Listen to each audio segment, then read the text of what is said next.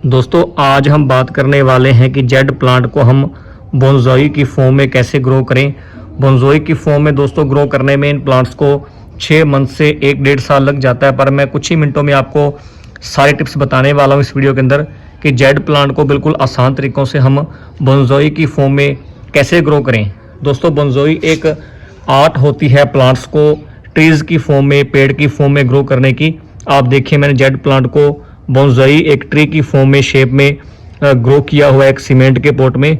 बहुत दोस्तों प्यारा ये लुक बन जाता है जब हम जेड प्लांट को बोनज़ाई की फॉर्म में ग्रो करते हैं, और हमारे जो गार्डन के अंदर ग्रीनरी को कई गुना ये प्लांट्स बढ़ा देते हैं। बहुत ही आसान है। चलिए दोस्तों हम स्टार्ट करते हैं, जानते हैं इन प्लांट्स को बोनज़ाई लुक हम कैसे दें। दोस्तों जेड प्लांट की जो ब्रांचेज हैं वो काफ़ी ज़्यादा लॉन्ग हो जाती हैं। सबसे पहले हमने यही काम करना है कटिंग का कि जो भी आपके प्लांट की ब्रांचेज ज़्यादा लॉन्ग हो जाएं उन्हें आपने कट कर देना है।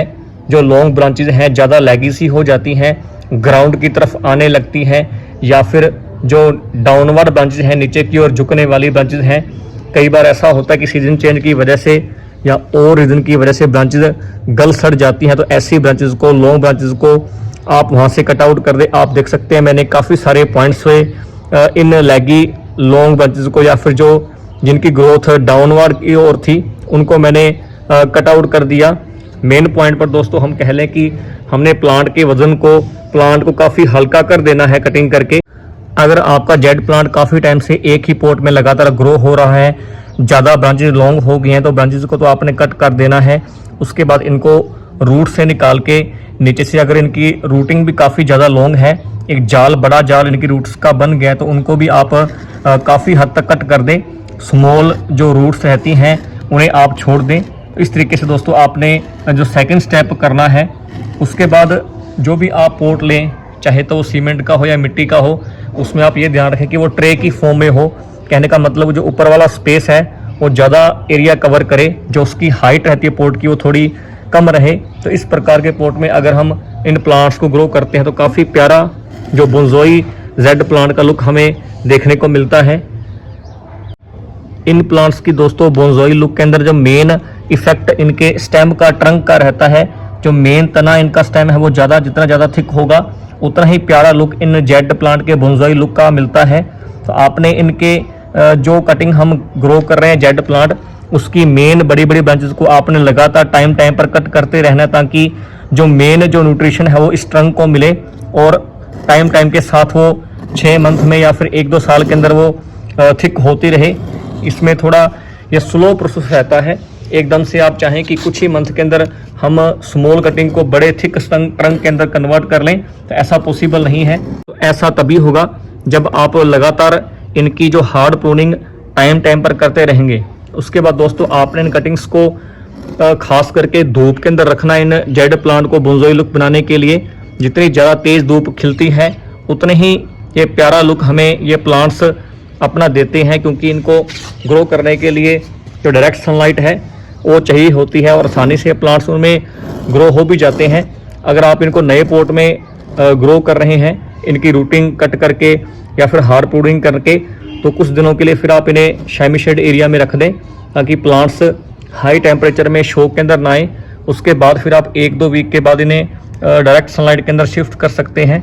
तो इस प्रकार आप अपने इन प्लांट्स की रिपोर्टिंग भी कर सकते हैं, कटिंग भी और प्रूनिंग भी और रूटिंग की भी आप कटिंग कर सकते हैं। तो प्लांट्स हमारे ये सेफ रहते हैं, बचे रहते हैं। इसके बाद आप चाहें तो आप जो नीचे की ओर कुछ ब्रांचेज बेंड हो चुकी हैं उनको आप किसी कॉपर वायर की हेल्प से इसके चारों ओर लपेट के इनको मन चाहे शेप के अंदर आप मोड़ सकते हैं। जैसे आप कॉपर वायर लें, मेरे पास इस टाइम अवेलेबल है नहीं, तो आप उसको इसके चारों ओर लपेट दें, और चारों ओर लपेटते हुए मान लीजिए इस ब्रांच को हमने ऊपर की ओर फोल्ड करना, ऊपर की ओर इसकी ग्रोथ करनी है। इसको हल्का सा ऊपर उठा के इस तरीके से, और साथ में इसके चारों ओर कॉपर वायर लपेट दें, तो कुछ ही दिनों के बाद फिर ये यहाँ फिक्स हो जाएंगी और इसकी ग्रोथ फिर ऊपर की ओर आनी शुरू हो जाती है। इस तरीके से आप कॉपर वायर का यूज़ करके भी इनकी जो मेन ब्रांचेज हैं, स्टेम्स हैं, उनको मनचाहे शेप के अंदर आप फोल्ड कर सकते हैं। और दोस्तों इन प्लांट्स की खास बात यह है कि आप इनको स्मॉल से स्मॉल पॉट के अंदर भी किसी भी शेप के अंदर किसी भी तरीके से ग्रो करें। जैसे मैंने स्मॉल या मटकी के अंदर इस प्लांट को ग्रो किया हुआ है और बहुत ही प्यारा आप लुक इसका देख सकते हैं।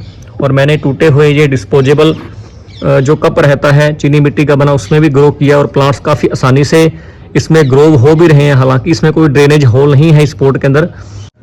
जेड प्लांट दोस्तों सकुलेंट प्लांट्स रहते हैं, इनके लीव्स में स्टेम में काफ़ी सारा पानी जमा रहता है, तो आप इन्हें उसके अकॉर्डिंग ही पानी दें। इस तरीके से आपने सोल मिक्स तैयार करना है कि उनकी रूट्स में लंबे टाइम तक पानी न रुका रहे, वेल ड्रेन सोल मिक्स हो। और पानी आपने पूरी गर्मियों के अंदर दिन में एक बार आप इन्हें पानी जरूर दें। हल्की हल्की नमी की ज़्यादा ज़रूरत है इनको रेदर देन वाटर की। तो दोस्तों ये कुछ तरीके थे जिनको अपना के आप अपने जेड प्लांट को बहुत ही प्यारे बोनजोई लुक के अंदर कन्वर्ट कर सकते हैं।